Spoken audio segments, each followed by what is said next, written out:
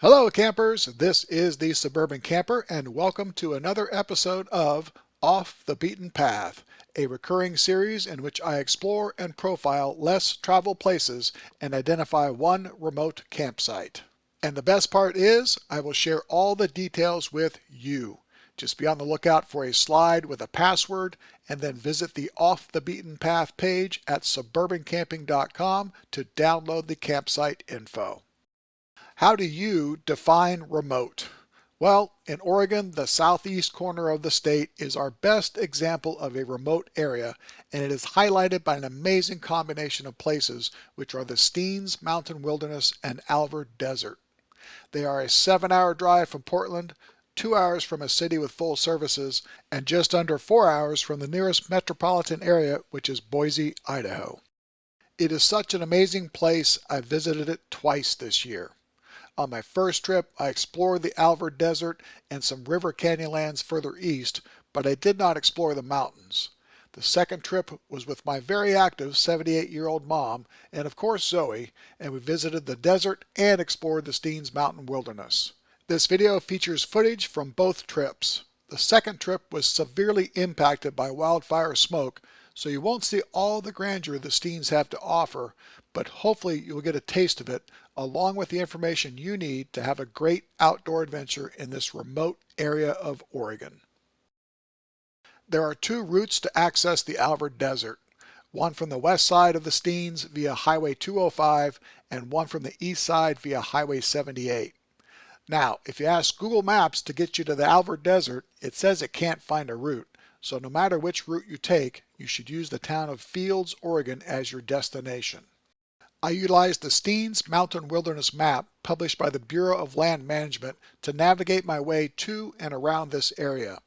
This map refers to the Eastern Route Road as East Steens Road, but Google Maps and my Delorme Atlas have it labeled as Folly Farm Road at the turn off Highway 78, and then Fields to Nino Road a few miles after that. On my first trip, I utilized the eastern route and found the turn easy enough to find, but just know there is not much signage directing you at the turn, so be sure not to miss it. This road is paved for a couple miles and then gravel the rest of the way. It is washboarded in spots, but overall it is a very good and scenic road. When you approach from the east, the first access point is at 41 miles at a commercial hot spring where you can pay a small fee to access the playa. Or keep driving another 2.5 miles and access it for free at Frog Spring. The short road is a bit rough when you get closer to the desert, but there are no bumps on the playa. It is a surreal experience to drive on the desert playa, and the best part is it is all one big open and free camping area. Just pick a spot, any spot. On my first trip, I picked a spot with a great view of the Steens and enjoyed a beautiful sunset and a cold, windy evening. I pointed my Suburban in the direction of the wind and used the back end as a windbreak for cooking and hanging out. The sunrise was amazing, but it was still windy and cold, so I packed up and drove back up to Frog Spring to use the pit toilet and prepare for the day. Here is your password slide. On the second trip with my mom, we enjoyed blooming sagebrush for hundreds of miles and utilized the western route. Unfortunately, due to the smoke, I can't speak to the mountain views on this route, but I can speak to the remoteness, and it is striking. Even with the smoke, we could see for miles, and the remoteness really hits you when you don't see another car for 100 plus miles. We utilized Fields, Oregon as our base, and each evening we drove the approximate 18 miles out to the desert to enjoy the sunset and a picnic.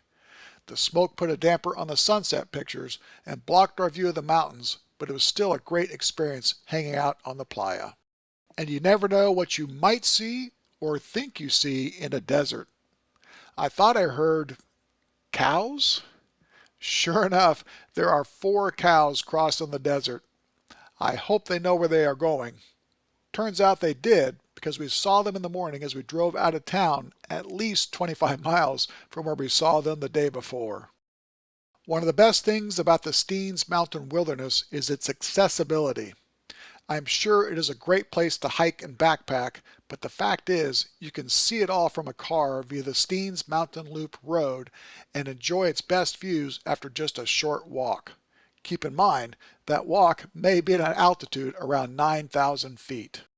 We access the wilderness via the South Loop Road, which is about 38 miles north of Fields. The entire loop is gravel, and of course there are spots of washboarding, but any vehicle can travel this road if everything is tight and tied down. The road starts out mostly flat, and at about 18 miles, shortly after you cross the Donner und Blitzen River, which is the main river flowing from the Steens, you come to South Steens Campground. This is the largest campground with 36 sites, all of which are nice and flat with juniper trees providing some shade. Some sites have picnic tables, and there are pit toilets and water available on site. This is a first-come, first-served campground with a $6 per vehicle fee per night.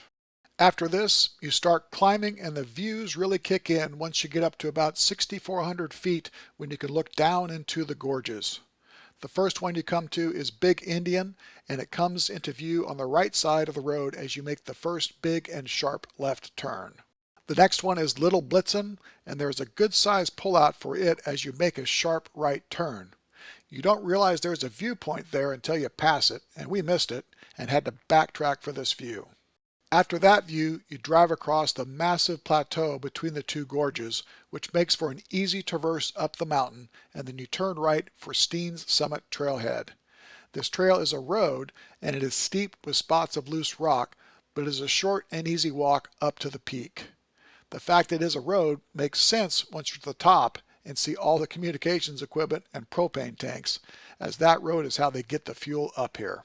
Now exactly what peak you are standing on may be up for debate. There is not much detail on the Steens Mountain Wilderness map, but the trailhead name leads you to believe it is the tallest peak.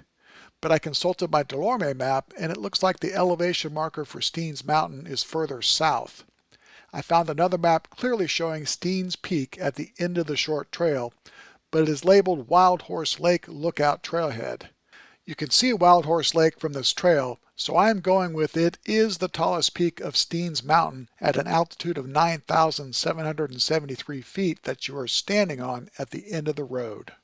After you summit the mountain and walk back down, drive back down the road, enjoy the view of Big Indian Gorge on your left, and then take a right for the East Rim Overlook, which is an impressive view even on a smoky day.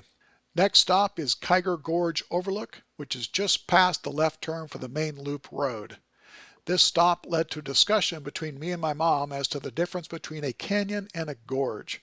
The only thing the internet seems to agree upon is a gorge is smaller than a canyon. If that is the case, this is a big gorge. And wait, someone on the internet is saying the Grand Canyon is a gorge. Oh my. Anyway, I just want to know what form this notch in the canyon, gorge wall. After Kiger Gorge, it is a scenic drive, but there are not any major sights, so just be on the lookout for wildlife, particularly antelope. It was the first day of antelope hunting season when we did the loop drive, and there were plenty of hunters looking for antelope.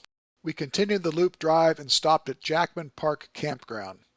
It sits at 7,800 feet and is nestled amongst quaking aspens. This is a very small campground with only 6 sites and a fee of $6 per night, but I really like its setting. It also has a spring running through it, and there is a pump where you can get fresh spring water. I will always take advantage of that on a hot day. I would pick this campground over the other campgrounds we saw, including the next one down the road, which is Fish Lake, as we found it is a very popular spot for the hunters. The road after Jackson Park was rough, and since there is not much to see after Kiger Gorge, I recommend entering and exiting from the south entrance unless you are headed back north or need to get supplies in French Glen. Keep in mind, road conditions will certainly change. Alright, so the remote campsite location for this episode is the Desert Playa. Both the Steens Mountain Wilderness and Alvord Desert are off the beaten path and offer many remote camping experiences, but camping on the open playa feels more remote, and it is truly a unique and free experience. I hope you find time to visit these places. You can download all the details for the remote campsite on the Off the Beaten Path page at suburbancamping.com. Thank you for watching, and if you enjoyed this video, please share it.